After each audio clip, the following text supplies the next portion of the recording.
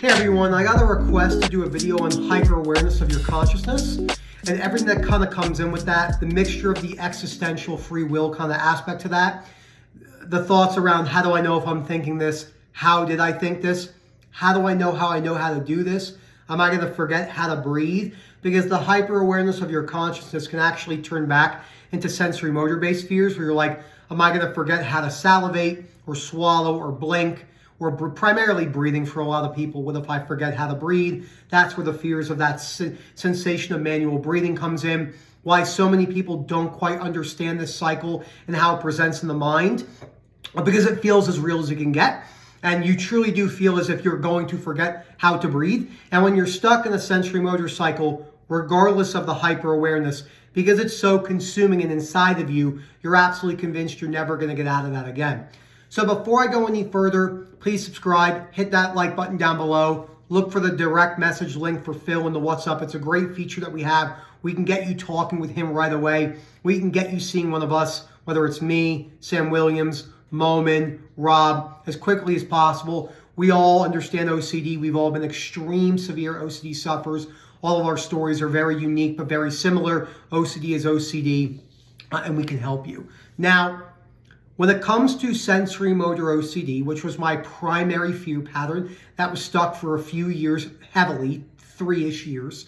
I had many different things, right? The blinking, saliva swallowing, heartbeat, hyper-awareness of clothing in my belt line, which then played into my body dysmorphia, hyper-awareness of my thumbs, bodily movements, patterns, like very hyper-aware, my hand on the steering wheel or my foot on the pedal, etc., and everything else in between. Hyper aware of song lyrics. I always joke around and say there were some points where I would have lyrics from Harry Potter, verses or statements from Harry Potter. I would have Draco Malfoy stuck in my head for long periods of time, and I would be driving, and it would just be this line on repeat over and over and over again. So I had to get comfortable with that being there whilst changing my perspective of it. So when it comes to sensory motor and hyper-awareness, it's treated the exact same way.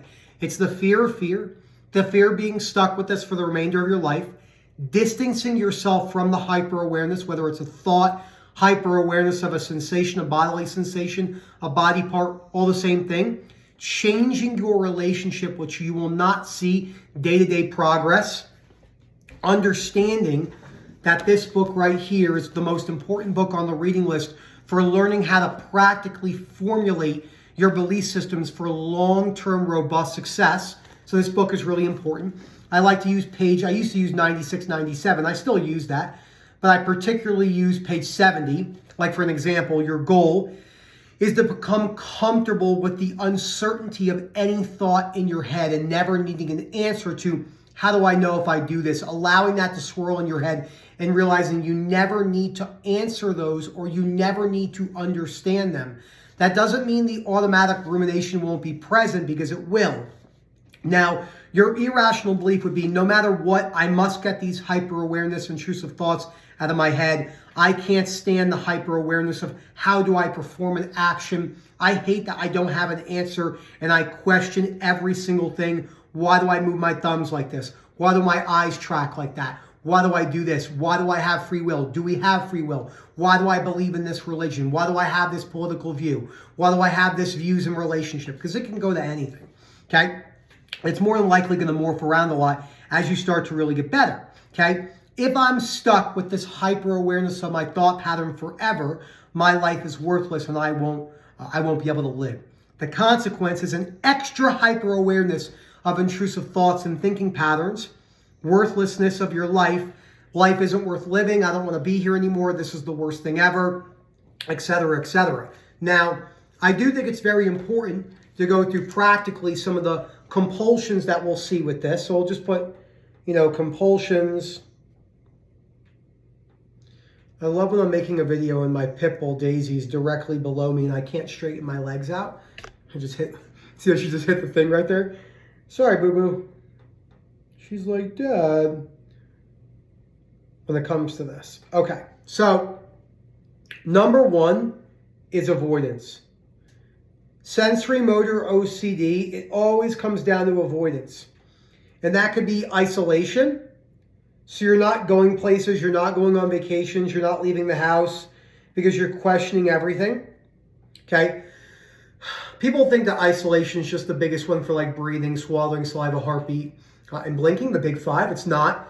Hyper-awareness of your consciousness and thoughts, the same thing. It's your hatred for those things and thinking you need an answer that are holding you back. Okay, so we know that.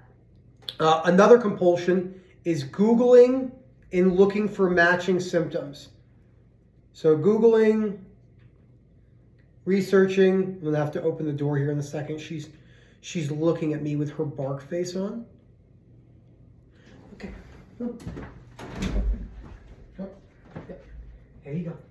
You know, it's funny. This stuff used to usually really bother me when I would be making a video and then my dog would do something like that. But then I had to accept that. I have 2 dogs that roam around the house and things just can go wrong like that. I don't have a studio where I'm making private videos. So Googling and researching is a big one. Looking for someone that matches your exact experience.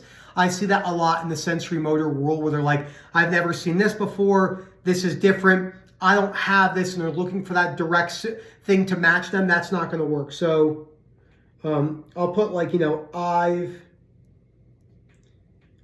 never seen that. That is the #1 way to stay stuck, my friends, is thinking that that matters. It doesn't matter. What matters is your belief system about your fear. Even if no one on the planet had a particular situation, whether it's an OCD fear or a real event that happened in your life, that doesn't matter. What matters is your perspective on that thing and changing your behaviors around that. Another one is venting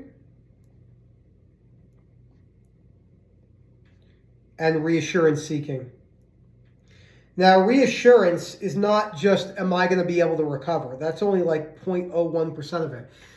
Like when you're Googling to look for someone that has similar symptoms to you, you are performing some sort of a reassurance seeking behavior. And then you're venting. So you're venting to your family members, your loved ones. I can't stand these intrusive thoughts. I hate not being able to move my body without questioning. Like if I started questioning right now, like if I move my hands toward this camera, and in my mind, the intrusive wash wave, it's like I'm sitting on the beach, right? And the wave, you're laying in the sand, and the break washes you over, and that hits you. We all know what that feels like, that all-encompassing rush of intrusiveness, regardless if it's a thought, image, sensation, urge. If that happened to me, I have no desire to figure that out. The confusion could distract me as much as possible. The amount of conversations I've had to have in my life with people in my business or family members on holidays, at music festivals, or going to the gym, where I was so distracted by what was going on. I always tell people, it's like, you know, if I'm talking to you at the gym, it's like your eyes go like this, whoop, they circle back, hit you in the back of the head, and then they go forward. Instead of just like looking at the person. Like that person's there, but the peripheral distance between them is very far from that DPDR state. Most people have DPDR. When your nerves have been desensitized for so long, you're of course going to have some sort of depersonalized state because you're just so anxious for so long. So that's going to have to stop. You're really going to have to stop talking about this if it's not in a constructive way. And another compulsion that you do is doing a lot of self-reassurance. These are really the main ones for any type of hyper-awareness cycle. So self-reassurance. So self-reassurance is, oh, it's okay. I've seen Nick go through this. I can do it too. This is not the end of the world. Oh, this isn't that bad. I could do that. That's what self-reassurance is. You're trying to talk yourself off the ledge where you actually have to get comfortable with not speaking about this at all and allow, because then when you do that, by the way, when you do these things, this is so important. So when you do these things right here, these are the biggest compulsions and avoidance behaviors that come with hyper-awareness of your consciousness. When you do that and you start cutting those, you will have a massive increase in symptoms. You'll more than likely start ruminating even more. The intrusiveness, it's so key to have that. Your symptoms will go up. I've never seen a case where they haven't. It's very similar to someone who struggles with an addiction analogy. They don't cut their drug of choice and feel better. It doesn't happen like that. It really gets severe for a little bit. So what you have to realize is that there's going to be these long periods of time where you're going to question everything. And it's going to distract you and pull you away from the present moment. And that is okay. You have to allow that to happen as you go throughout your life.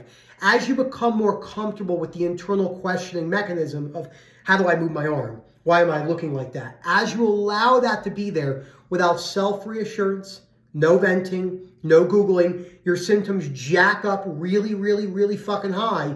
And as you wear that and you become more comfortable with that, you start to realize that questioning those things and being stuck in that particular OCD cycle just isn't so horrible. It's frustrating. It's not fun, but it's not the end of the world. But you really have to make sure avoidance is key. If you're avoiding anything, your brain knows for a fact in the simplistic manner of, if you avoid anything, your brain knows you're scared of questioning all those things. So you're going to have to bring that questioning with you.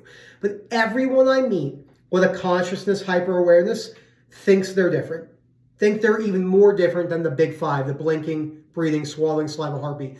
Oh, I used to have saliva, now I have this. It's so much worse. It's not. Anything you've been stuck on, it's the same thing. That's why Rob's recent Instagram post today with the lion, the hippo, or the tiger, the hippo, the bear, and the crocodile. It's like you're choosing the battle between one of these is the same thing. So I hope you guys enjoyed. Please look for that direct link down below. I could definitely help you with this. Yes, this is a blanket example, but this will not be enough for you to just get underneath it. There usually needs to be a highly customizable approach because each person has unique things that they're doing to keep them stuck. Remember, webinars, 8:30 p.m. UK time on Tuesday. I'll let you know more about the conference as we develop more information about that. And there's hope. There's a lot of hope. I was in the mental hospital for sensory motor, and now I'm at where I'm today. And I've been recovering for sensory motor for a couple of years. And I'm not afraid of going back. I don't want to go back if I was to, but I can handle it. Like I did the last time, more than likely. And if not, that's the way things go. So I hope you guys enjoy this and enjoy the rest of your day.